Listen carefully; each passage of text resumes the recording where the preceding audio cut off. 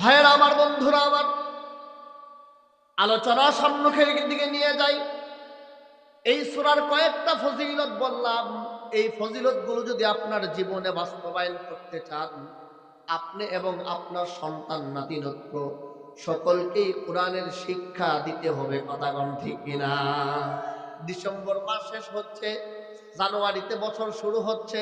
সব স্কুল কলেজে দিবেন, ভালো কথা, কিন্তু স্কুলে দেওয়ার আগে কমপক্ষে নুরানি মাদ্রাসায় দেন।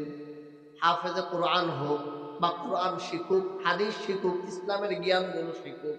আলহামদুলিল্লাহ, বাংলাদেশের নুরানি মাদ্রাসাগুলো বাংলা এই পরিমাণ আছে, স্কুলের থেকে ভালো বাংলা ইংরেজি শিখায়। কথা কোন ঠিক কিনা? দিনও শিখলো, দুনিয়াও শিখলো। কথা কোন ঠিক না বেটি?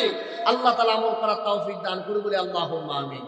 চলেন এবার সূরার মধ্যে প্রবেশ করি। এই সূরার প্রথম আয়াতের নাম হলো সূরা ইয়াসিন। এই ইয়াসিন নাম কি বলেন? ইয়াসিন। যেই নামে সূরা, সেই নাম দিয়েই সূরা শুরু। সুবহানাল্লাহ, বাড়ি যায় কইেন। এই সূরার নাম কি? আরে সূরা শুরু হয়েছে কি দিয়া? এটা ভালোই তো বুঝেন, কে বলছে বুঝেন না? সুবহানাল্লাহ কইবেন না? হ্যাঁ। এই সূরার আরো নাম আছে। আরেকটা নাম বলবো। এই সূরার একটা নাম হলো কাদিয়া। নাম কি? এর মানে হইলো যে প্রয়োজন পুরা করে দেয়। সুবহানাল্লাহ কইবেন না?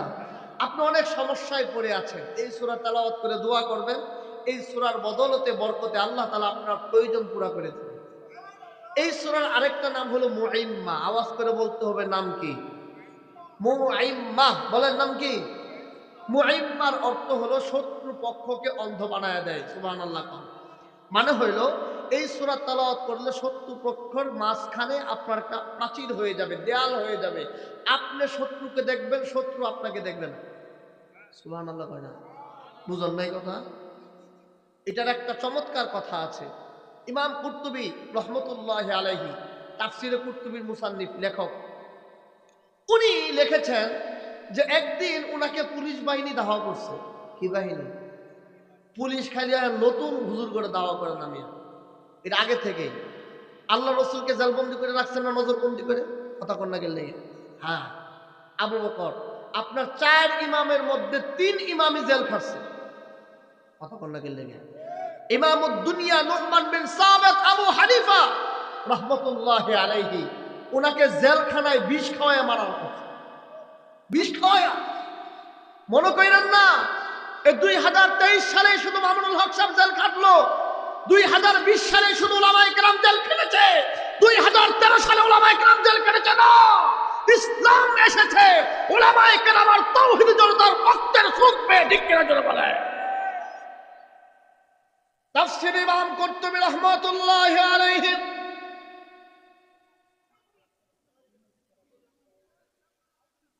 উনি কিতাবের মধ্যে লিখেছেন, পুলিশ বাহিনী ধরার জন্য তাকে ধাওয়া করেছে, পুলিশের হাত থেকে বাঁচার জন্য দিছে দৌড়।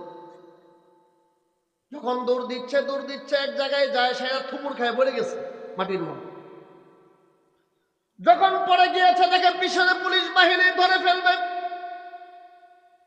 এখন চিন্তা করলেন কি করা যায়, বাঁচার তো উপায় নাই। হঠাৎ করে সূরা ইয়াসিনের ফজিলত মনে হয়ে গেছে।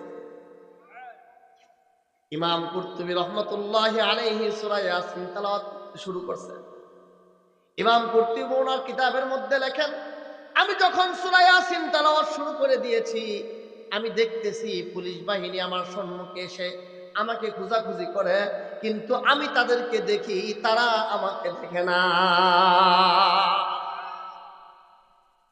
আপনারা ওই জায়গায় মনে হয় কিছু কথা হইতেছে, ওই জায়গায় আরেক ওয়াজ হইতেছে নাকি? হ্যাঁ, না না না, আপনার ধরনের কথা হয় মনে হয়।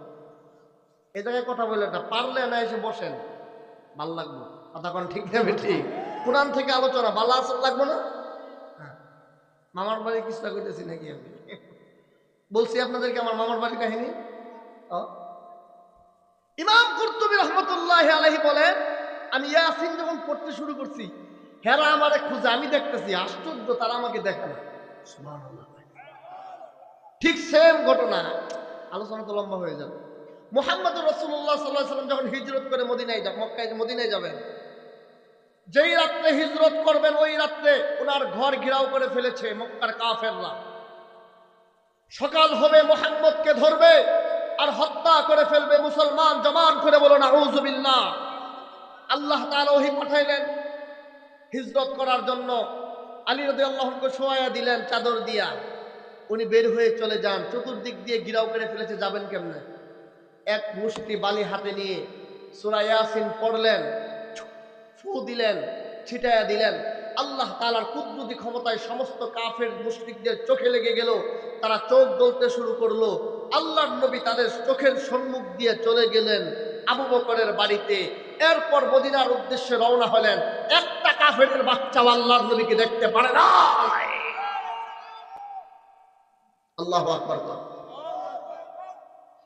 তাহলে সূরা ইয়াসিনের আরেকটা নাম হলো মুইম্মা।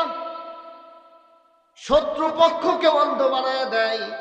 আপনি যদি হক হয়ে থাকেন, সরকার যদি বাতিল হয়ে থাকে, বাতিল সরকার যদি আপনার কাছে পুলিশ পাঠায়, আপনি সূরা ইয়াসিন পড়তে শুরু করবেন, দেখবেন বাতিল সরকার, স্বৈরাচার সরকারের পুলিশ আপনারে দেখব না।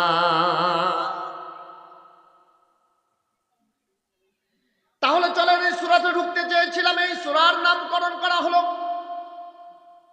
তিনটা নাম বললাম, এর মধ্যে ইয়াসিন নাম দিয়েই সূরা কোরআন শরীফের মধ্যে সূরার নাম দেওয়া হয়েছে। কেন?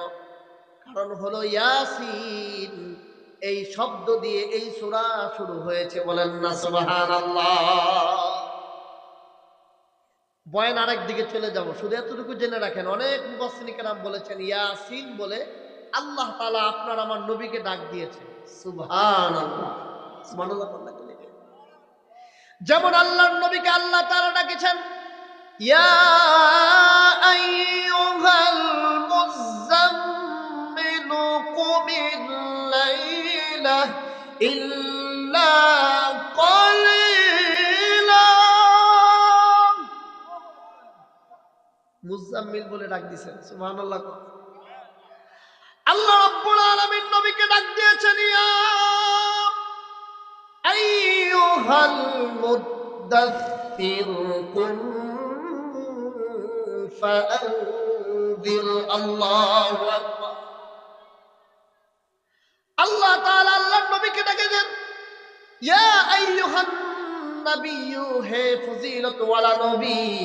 মুফাসসিরিন ইকরাম বলেন এভাবে আল্লাহ তাআলা আল্লাহর নবীকে ডাক দিয়ে বলেছেন ইয়াসিন।